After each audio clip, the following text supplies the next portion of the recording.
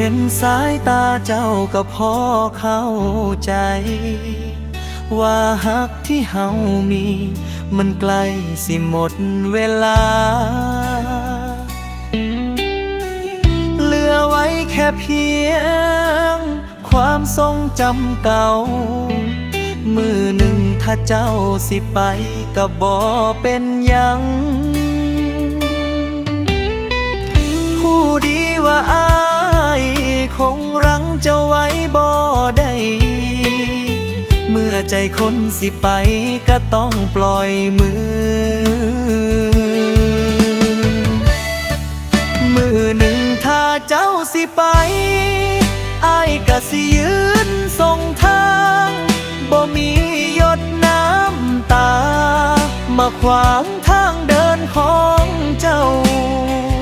ขอบคุณทุกอย่างที่เคยฮักกันชั่วคราวให้เจ้าไปพ่อทางขาวให้เจ้าได้สมหวังโชคดีเด้อคนเคยฮักกัน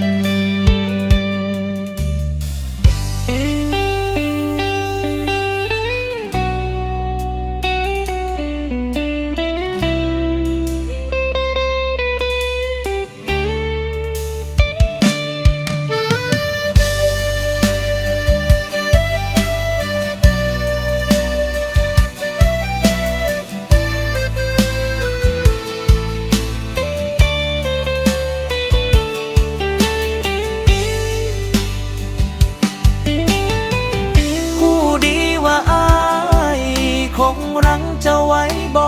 ได้เมื่อใจคนสิไปก็ต้องปล่อยมือหนึ่งถ้าเจ้าสิไปไอ้ก็สิยืนส่งทาง